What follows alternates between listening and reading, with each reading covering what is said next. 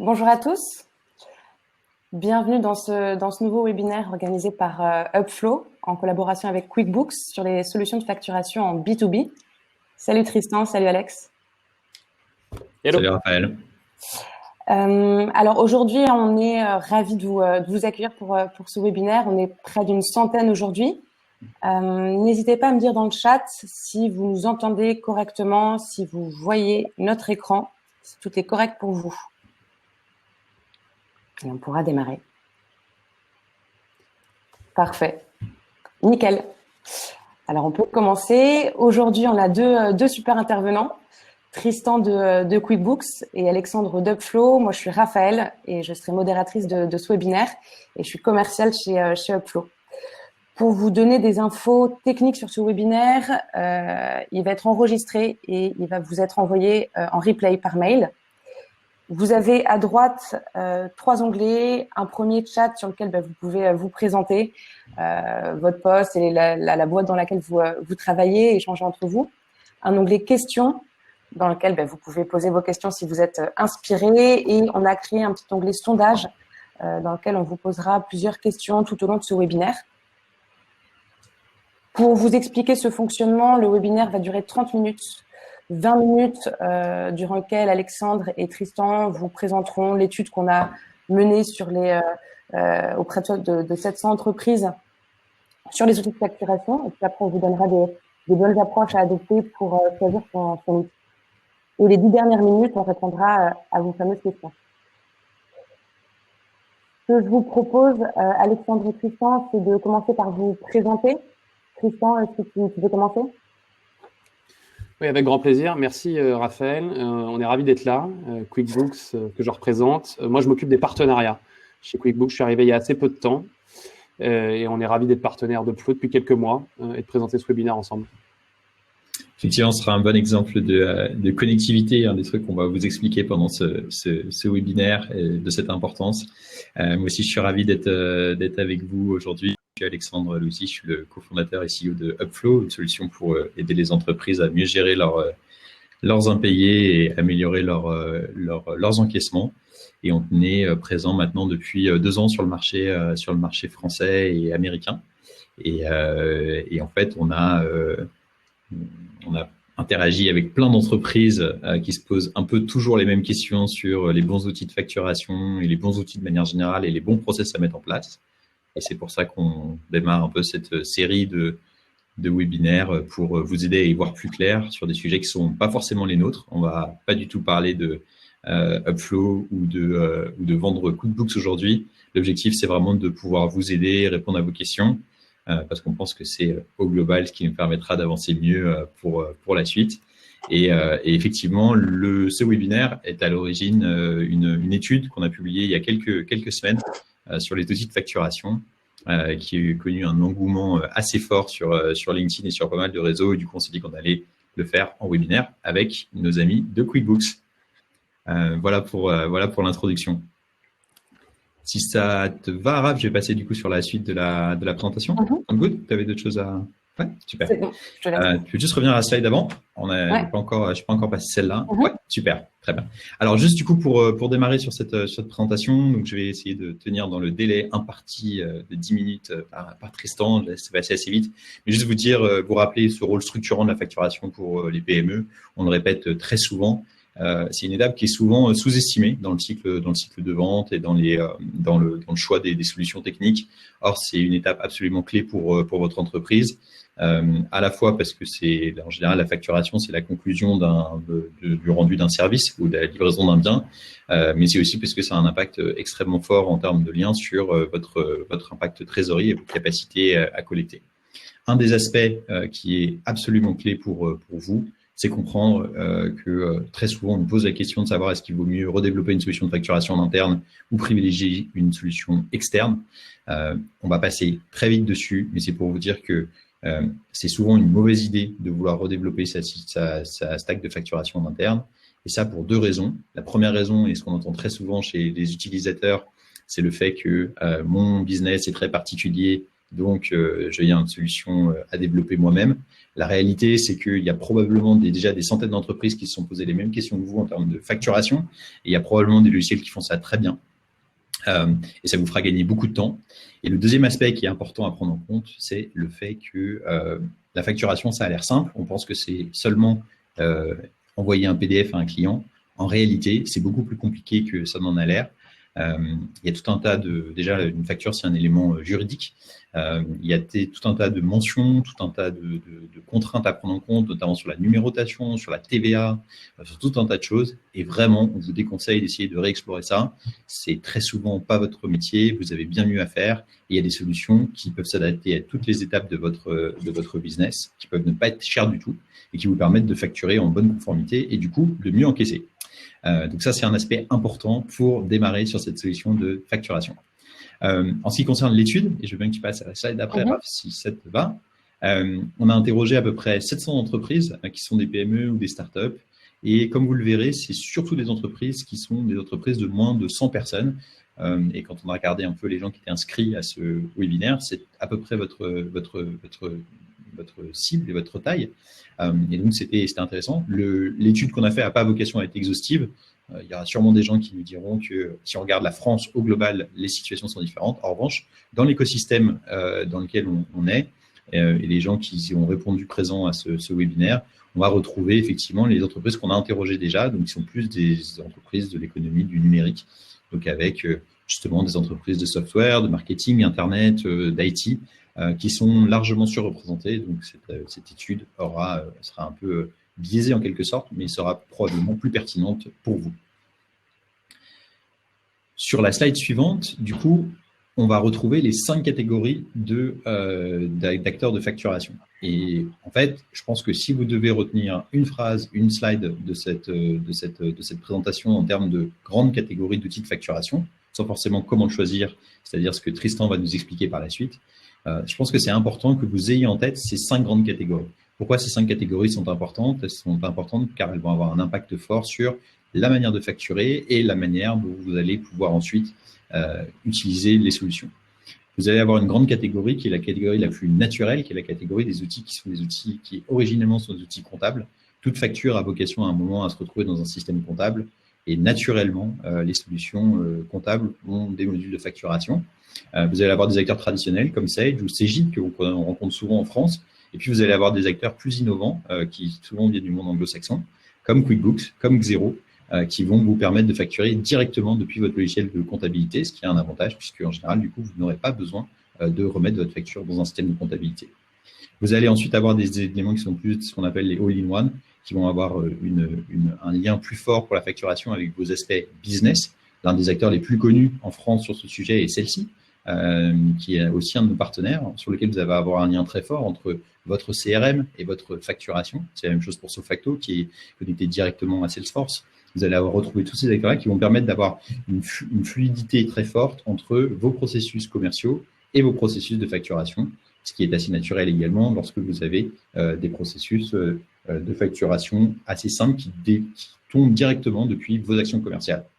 À l'inverse, parfois, la facturation va venir énormément de vos processus opérationnels et non pas de vos processus commerciaux. C'est dans ce cas-là que les ERP vont avoir toute leur place. Typiquement, le leader de l'ERP pour les startups et les PME de taille moyenne aux États-Unis, c'est NetSuite. Vous allez retrouver également Odoo ou Bond Manager, par exemple, en Europe. Ces solutions-là sont des solutions qui vont implémenter et vous permettre de générer des factures depuis vos données opérationnelles. Exemple typique, ça va être Bond Manager qui va être spécialisé pour les SS2I et les cabinets de conseil et permettre d'avoir ce lien très complexe entre les heures d'un consultant ou d'une consultante et la facturation, ce qui est autrement très compliqué à suivre. Vous allez avoir cette intégration. La 4e catégorie qui va être importante à prendre en compte, c'est ce qu'on appelle les pure players de facturation, qui vont être vraiment des outils qui vont être dédiés à des outils de facturation très compliqués. Lorsque vous avez des process de facturation qui en eux-mêmes sont compliqués. Ça va être notamment le cas pour les business de SaaS, sur lesquels, en général, c'est une très mauvaise idée de reconstruire soi-même ses stacks de facturation, car même si un abonnement a l'air simple, on facture tous les mois 200 € à un client, la réalité, c'est que les prorata, les upgrades, les downgrades, les churn, les méthodes de billing, tous ces aspects-là sont extrêmement compliqués à prendre en compte, et c'est là où, en général, les pure players vont rentrer dans la catégorie et vont être recommandés. La dernière catégorie, et on va passer très rapidement dessus, c'est les outils faits maison. On en a déjà parlé. C'est la bonne vieille facture sur Excel, encore pire sur Word. C'est celle qu'il faut éviter pour des raisons qu'on a évoquées précédemment. Certaines sociétés ont redéveloppé des sociétés de facturation depuis leur ERP, depuis leur back-office eux-mêmes. Et c'est des choses qui peuvent se faire. En revanche, encore une fois, c'est ce qu'on vous déconseille. Mais en tout cas, vous avez là ici les 5 grandes catégories dans lesquelles vous devrez jouer lorsque vous devrez choisir votre outil de facturation en fonction des différents processus. Et comme vous allez voir dans la suite de la présentation, l'objectif, c'est pas de vous dire tel outil est le meilleur outil. L'objectif, c'est vraiment de vous aider à trouver les clés pour trouver le bon outil de facturation pour vous. Le résultat de cette étude qui a été faite sur ces 700 entreprises, c'est de se rendre compte qu'aujourd'hui, QuickBooks, Celle-ci et Sage étaient les 3 acteurs les plus utilisés, en tout cas de ce qu'on a vu, sur les solutions de facturation. C'est pas très étonnant, notamment parce qu'on a des entreprises qui sont souvent des entreprises de taille moyenne, comme on l'a vu précédemment.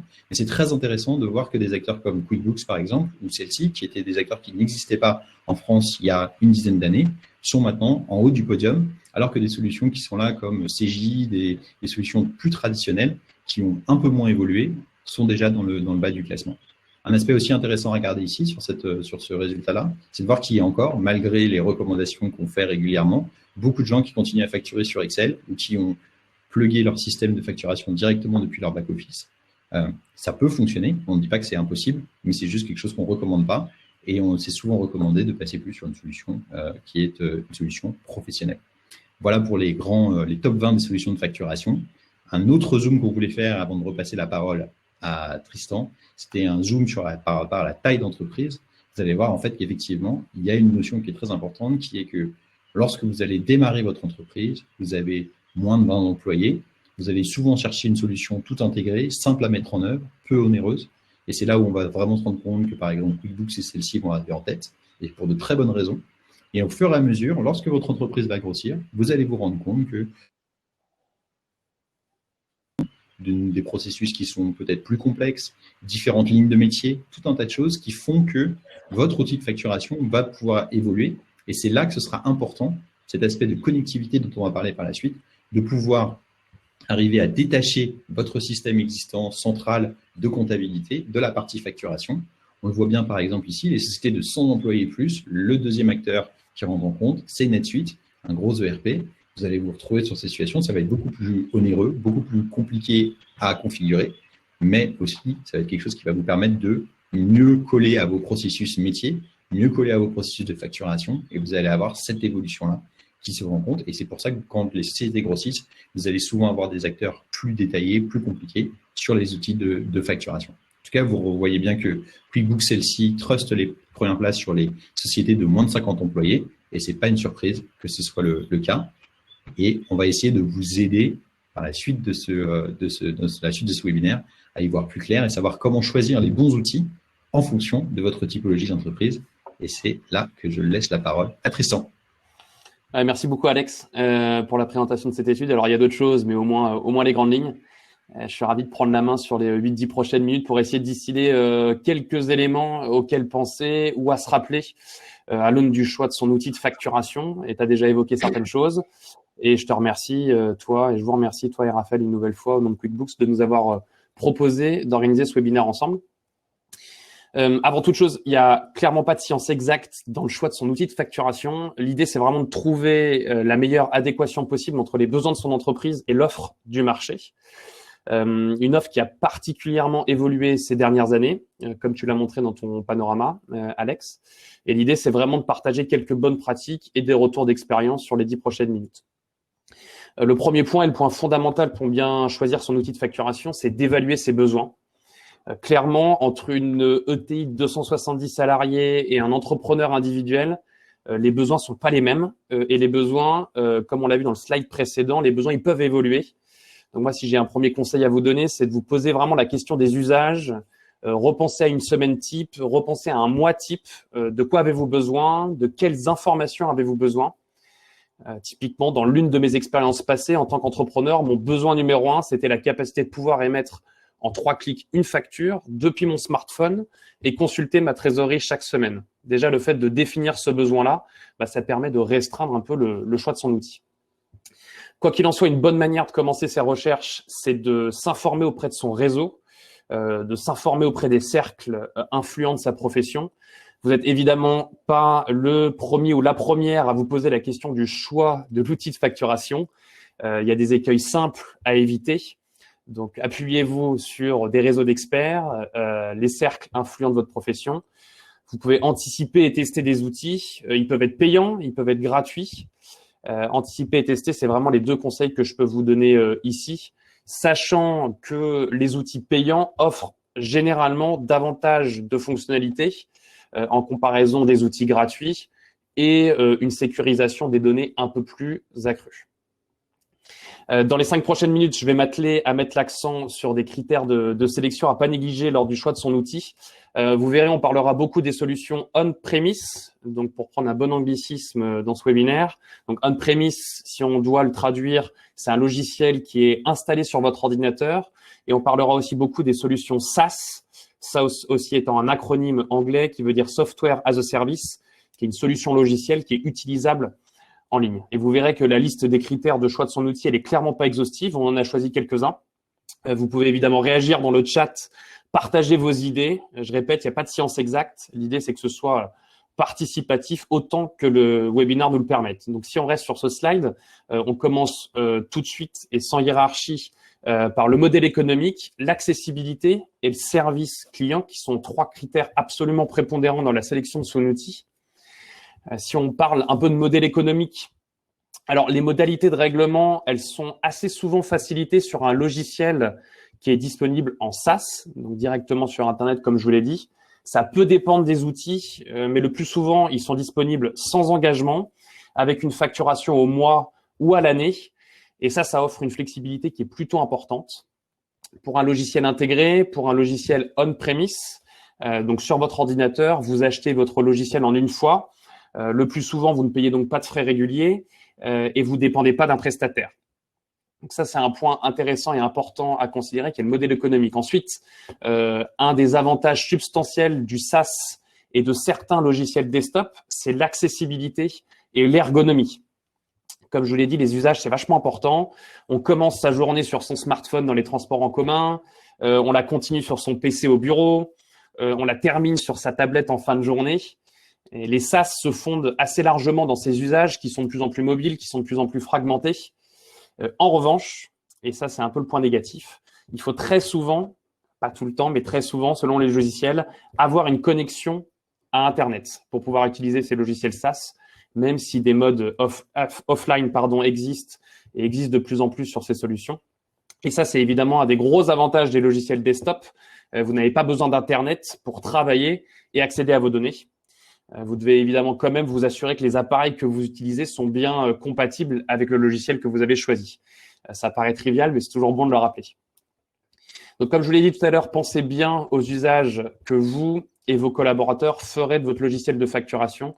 Plus vous arriverez à projeter, et plus vous arriverez à projeter une journée type, mieux vous vous porterez dans le choix de votre outil. Et enfin, pour terminer ce slide, j'insiste sur le service client.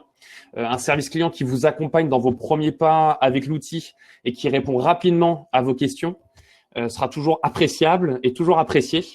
J'ai pas besoin de vous donner plus de conseils ici. Vous pouvez vous faire votre propre religion en évaluant vous-même la facilité d'accès et la réactivité des services clients des acteurs du marché. J'ai aucun autre conseil à vous donner si ce n'est de passer un coup de fil ou tenter le chat pour voir la réactivité un peu des différents acteurs. Ça vous permettra tout de suite de vous donner une bonne première impression ou non des services clients des acteurs du marché. Raph, si on passe à la slide suivante, merci beaucoup. Je continue avec d'autres critères. On va se parler de mise à jour pour commencer ce slide. Alors, quand il s'agit de choisir son logiciel de facturation, soyez super attentifs aux mises à jour et surtout aux conditions de mise à jour sur un logiciel qui est disponible en SaaS. Vous n'avez pas à vous soucier de la maintenance ni des mises à jour parce qu'elles sont entièrement prises en charge par le prestataire. Et ça, très souvent, ça représente un gain de temps et d'argent significatif.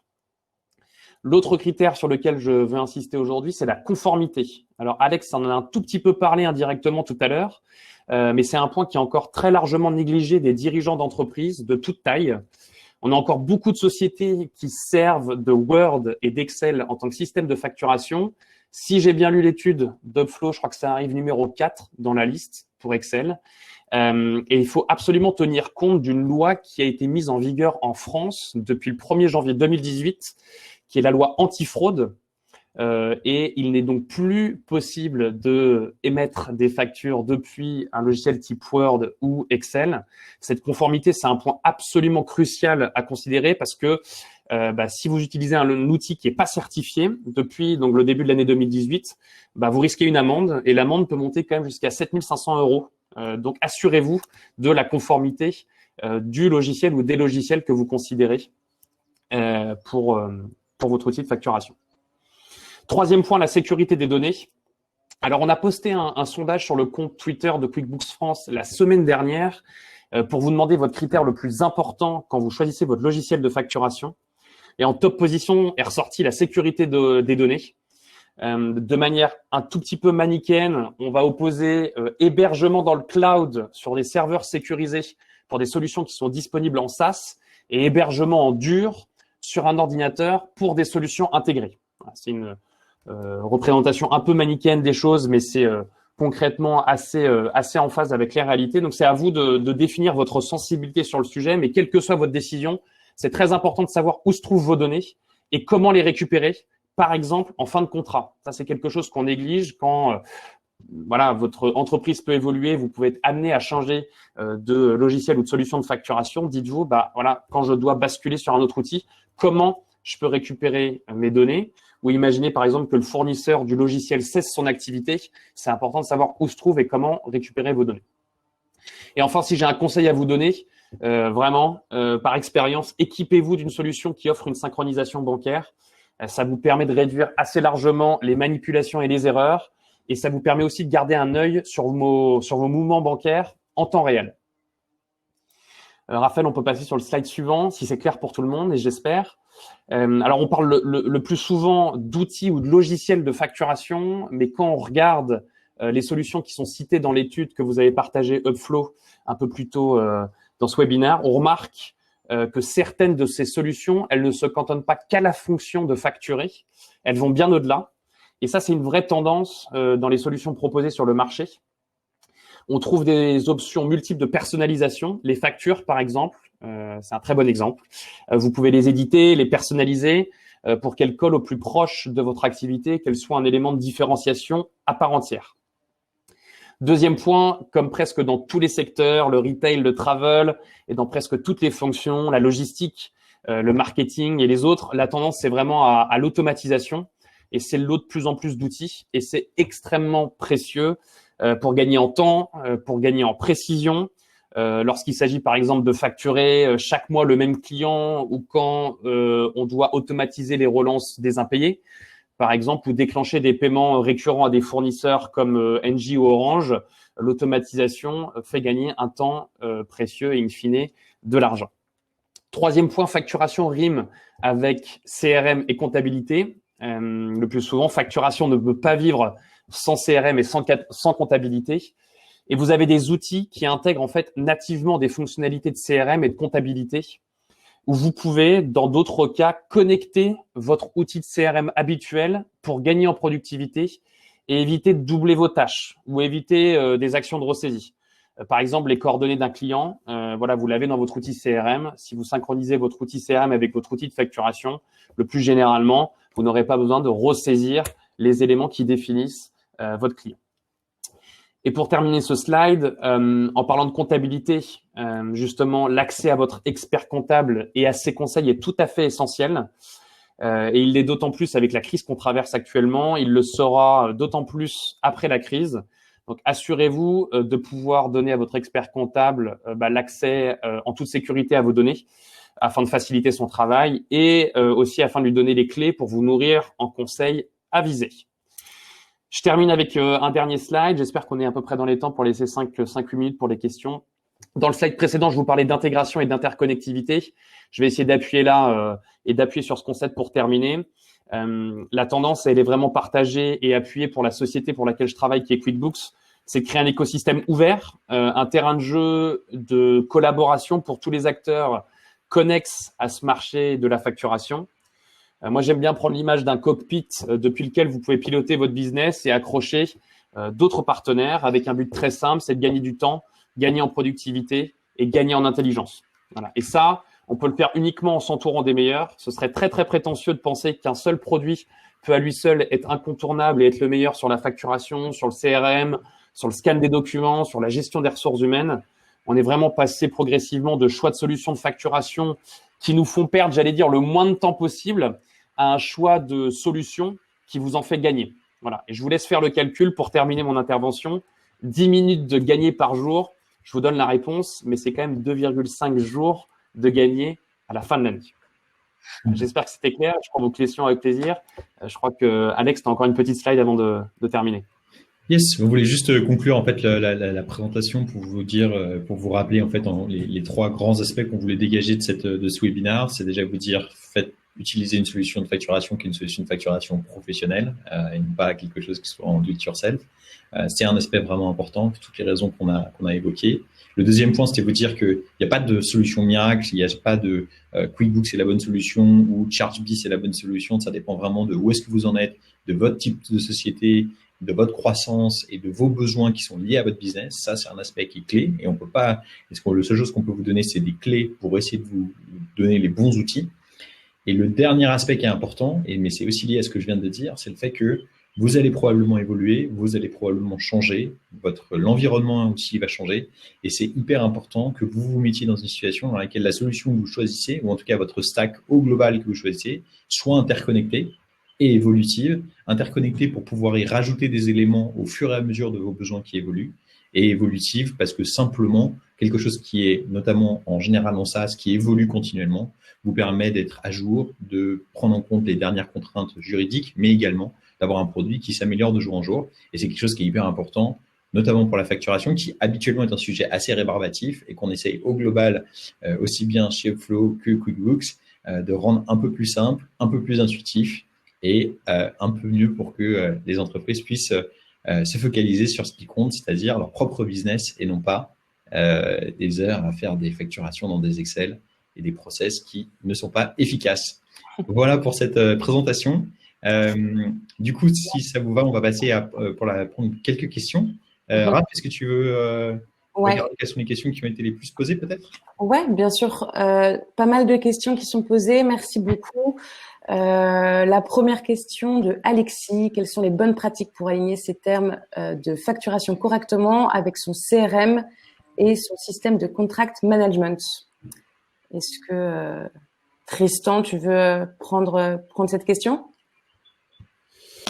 Oui, alors je la relis en même temps. Quelles sont les bonnes pratiques pour aligner ces termes de facturation correctement avec son CRM et son système de contract management? Écoute, Alexis, je vais reprendre mon point sur la partie CRM. Tu as beaucoup de solutions aujourd'hui qui proposent des solutions de CRM assez poussées, assez avancées. Si c'est un point qui est absolument important dans l'établissement de tes processus de facturation, c'est évidemment super important à considérer. L'autre point que je t'invite vraiment à regarder, c'est les solutions existantes du marché type Pipedrive, type HubSpot, type Salesforce propose, et Alex en plus on a parlé un petit peu plus tôt dans la présentation, propose des connexions qui sont de plus en plus poussées et de plus en plus natives au sein de ces produits-là. Donc ça, je t'invite fortement à regarder généralement les marketplaces respectifs de ces acteurs, voir si l'intégration est existante et surtout ce qu'elle propose. Parce qu'il y a toujours un point important, c'est entre la promesse d'une intégration et sa réalisation. C'est toujours important de voir qu'est-ce qu'on entend par connexion, qu'est-ce qu'on entend par interopérabilité, qu'est-ce qu'on entend par intégration. Toujours intéressant de creuser. Donc, bien se renseigner à ce niveau-là. J'allais effectivement dire la même chose, Tristan. Et en fait, je pense que c'est un des aspects qui est clé, c'est lorsque vous allez regarder votre process complet d'order to cash, donc entre le moment où vous démarrez une relation avec quelqu'un et le moment où le cash arrive sur votre compte, tout ce processus-là, si vous êtes dans un processus dans lequel il y a un alignement fort entre facturation et acte commercial et contract management, assurez-vous bien que votre CRM peut se connecter directement à une solution de facturation. Et c'est pas toujours le cas. Typiquement, pour donner un exemple, je sais que Sofacto s'est développé sur l'intégration avec Salesforce pour ce besoin-là exactement. C'est un bon cas d'usage, par exemple, d'intégration entre un outil de facturation et un outil de contract management. Voilà. Top. Merci beaucoup à vous deux. Une autre question qui revient de Quentin, quid de l'externalisation de la facturation à un expert comptable, par exemple. On en a notamment parlé sur la slide avec les différents outils. Est-ce que Alexandre, tu veux prendre la question? Ouais.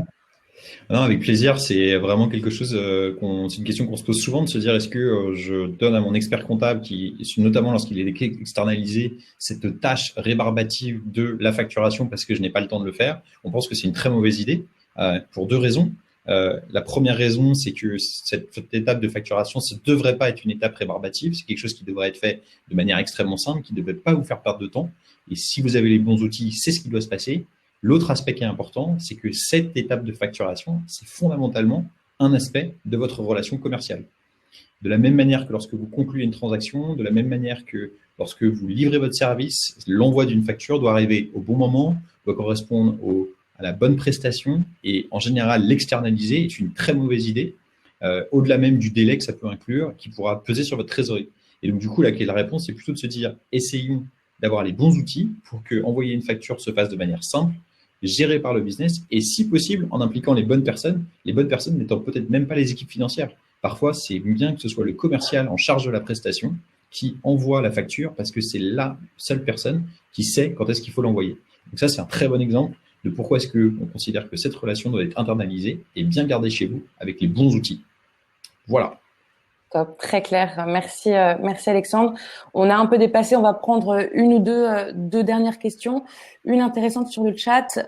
Pourquoi économiquement le SaaS est régulièrement facturé par dossier et de facto souvent 3 fois plus cher qu'un prémisse, c'est pas une licence et basta, sous le prétexte de stockage.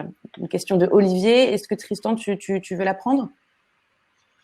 Oui, je peux l'apprendre. Alors, en fait, on remarque que les modèles économiques peuvent varier en fait d'un acteur à un autre. Donc, je suis pas totalement d'accord avec Olivier. Souvent, en effet, la raison c'est l'utilisation de stockage, en tout cas l'utilisation des données qu'il y a derrière. Donc, on facture souvent soit par dossier, soit par licence, soit par accès utilisateur. C'est plus une modalité en fait économique, une modalité de facturation. Mais de ma mince compréhension, en tout cas des acteurs qui composent ce système, la règle n'est pas clairement établie et pas clairement gravée dans le marbre. Typiquement, chez QuickBooks, pour parler de ce que, en tout cas moi, je connais, on a un accès licence, utilisateur, avec un nombre d'utilisateurs qui peuvent se connecter. Et on parlait justement de connexion entre les différents acteurs d'une même entreprise ou des partenaires d'une entreprise. Ça, c'est quelque chose auquel on croit beaucoup, la possibilité en fait d'accéder à plusieurs et d'éditer à plusieurs un seul et même dossier.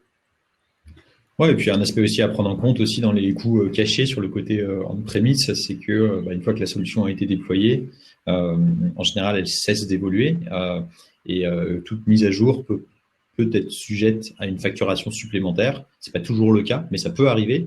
En tout cas, c'est quelque chose qui est vraiment à prendre en compte dans des solutions qui vont constamment évoluer ou presque parfois chaque semaine ou chaque mois, vous allez avoir des nouveautés dans votre interface. C'est pour ça que nous, on est assez adeptes lorsque les solutions sont bien sécurisées et lorsque vous avez affaire à des professionnels, de plutôt choisir des solutions qui sont des solutions en SaaS. En tout cas, c'est comme ça que nous, on a construit nos business pour pouvoir vous aider et aider le plus grand nombre. C'est pour ça qu'on utilise des solutions qui sont en SaaS plutôt que des solutions on-premise. Prenez le paysage il y a 4 ans et regardez un peu les fonctionnalités des solutions il y a 4 ans et maintenant. Vous voyez qu'il y a beaucoup de choses qui ont évolué et changé et qui continuent de changer. En temps réel, ce serait exagéré, mais presque. Ouais. Raphaël, juste, il y avait une question que j'avais trouvée assez intéressante sur les outils qui permettaient d'évaluer le besoin. J'y ai répondu dans le texte, je voulais en parler. Comme ça, du coup, je prends cette question, la question de Yazid. Effectivement, on a conscience qu'on n'a pas donné la réponse pour tout type d'entreprise de savoir quelle était la bonne solution, en vous disant c'est plutôt à vous de le faire. Et comment évaluer son besoin? Je pense que il y a plein de méthodes. Une des méthodes qui est de regarder sur des comparateurs en ligne qui sont vraiment de mieux en mieux faits, qui sont notamment feedés par des retours des utilisateurs et non pas chacune des solutions qui dit que c'est la meilleure et qu'elle fait mieux que toutes les autres. Donc, vous avez G2 qui est très connu. Vous avez également Capterra qui vous permettent de comparer par catégorie les logiciels de SaaS que vous pouvez utiliser. Ça, c'est très important. Donc, dans la catégorie billing, vous pouvez retrouver la plupart des solutions de facturation. Vous pouvez également filtrer par typologie d'entreprise. Donc, par exemple, vous pourrez voir quelle est la solution plébiscitée pour les petites entreprises ou les grandes entreprises ou tel secteur. Ça peut vous aider. Honnêtement, il y a un truc qui remplacera jamais quoi que ce soit en termes de comparatif, etc. C'est d'aller parler à des gens qui ont le même business que vous. Vraiment, allez-y, parlez avec eux, écoutez les problématiques qu'ils ont rencontrées, etc. Si je peux vous partager cette expérience que nous, on a eue quand on s'est demandé chez Upflow quel logiciel de facturation on mettrait en œuvre, et on a pas mal tâtonné, on a fait pas mal d'erreurs, donc c'est pour ça que je suis content de vous le partager aujourd'hui. On n'a jamais autant appris qu'en allant demander à des sociétés qui étaient 2-3 ans devant nous et qui nous disaient « Ah là là, on a fait cette erreur-là, on n'aurait jamais dû le faire ». Et la première erreur, je vous le dis en toute transparence, c'était celle de se dire on va faire notre facturation nous-mêmes. Et donc voilà, donc c'est un bon exemple, je pense, que nous-mêmes on a vécu, de se dire on va être plus malin que les autres, on va faire notre truc dans notre coin. Vous aurez les meilleures réponses en parlant avec les gens autour de vous et c'est vraiment ce qu'on peut vous conseiller. Et puis surtout, n'hésitez pas, on est à votre disposition. On va vous envoyer nos contacts à la suite de la présentation. Mais à tout moment, vous pouvez nous appeler ou nous demander. Nos équipes d'experts sont à votre dispo pour vous dire, en fonction de votre typologie de business, quel outil de facturation est le plus adapté. On fait ça avec grand plaisir et promis, même si vous n'utilisez pas Upflow, on vous répondra. Top. Tristan, Alexandre, vous êtes OK pour prendre une dernière question? Je vois que ça. Ouais, avec plaisir. Merci à tous. Je vois que c'est un sujet qui vous éveille tous. Alors, une question de Raphaël. Quels outils de facturation SaaS permettent aujourd'hui de gérer le cut-off pour faciliter les clôtures comptables régulières? Aujourd'hui, avec celle-ci, il n'est pas possible de le faire. On doit donc repasser en revue toutes les factures pour les PCA/FAE. Et ouais. Je veux bien prendre cette question qui est un sujet récurrent, notamment pour les business de SaaS. Je ne sais pas, Raphaël, si c'est le cas pour toi, mais j'imagine que c'est le cas, parce qu'en général, c'est dans ces cas-là qu'on a ces questions. On s'est posé les mêmes, et typiquement, c'est là où des solutions comme ChargeBee sur des modules avancés vont gérer ce genre de solutions. Et c'est l'exemple typique de pourquoi est-ce que la bonne compréhension du besoin avant de choisir son outil est très importante. Honnêtement, c'est des questions qu'on n'a pas forcément besoin de beaucoup se poser au début. Et on va utiliser un outil de facturation qui est très simple. Et puis, on va faire 1, 2, 3 PCA sur le cut-off à la fin de l'année à la main, où on laissera son comptable le faire. Et en fait, la réalité, c'est que cette information-là, elle est dans l'outil de facturation. Typiquement, ChargeBee permet de gérer ça. Et c'est quelque chose qui est très utile. Et juste, si je peux donner un conseil aussi, si vous avez l'outil qui le fait bien en interne et que votre comptable est en externe, assurez-vous bien que votre comptable récupère cette information. On voit aussi parfois des cas où toute la stack financière est bien propre. Et je pense que c'est aussi le cas sur QuickBooks où, par exemple, les gens vont avoir l'intégralité de des facturations, des éléments qui sont dedans, qui peut être réutilisé directement dans un outil de comptabilité. Et qui va pas forcément être parce que le comptable a l'habitude de travailler différemment, typiquement en téléchargeant toutes les factures et en faisant son cut-off à la main. Et ben ça, à la fin, c'est vous qui le payez. Donc surtout, n'hésitez pas à forcer vos comptables à bien prendre en compte ces éléments. Nous, on a eu quelques batailles par le passé sur ces sujets. Mais voilà, effectivement, des outils comme ChargeBee vont gérer ces problématiques-là. Zuora le fait également. Mais effectivement, on est là dans un cadre de facturation très avancé. Voilà pour cette question assez technique. Top. Allez, on prend une dernière question, puis après, on vous libère tous pour votre pause déjeuner. Tristan, si tu veux, je te donne cette question. Bonjour, je suis moi-même une très jeune startup SaaS. Quels sont les logiciels de facture les plus utilisés et adaptés à ce business? C'est une question qui était pas mal remontée. On s'était promis de pas trop parler de nos solutions respectives, mais celle que je représente, je pense que peut coller à pas mal de ses besoins. Je t'invite fortement, Romain, à te référer à la présentation et au panorama Upflow qui sera partagé en marge de ce webinaire. C'est vrai qu'il y a des solutions qui existent. Voilà, celles-ci, QuickBooks, elles ont été citées, en particulier pour des jeunes startups qui font moins de 5 salariés, moins de 10, moins de 15, moins de 20. Elles sont assez adaptées, elles ressortent assez souvent dans les noms qui sont cités.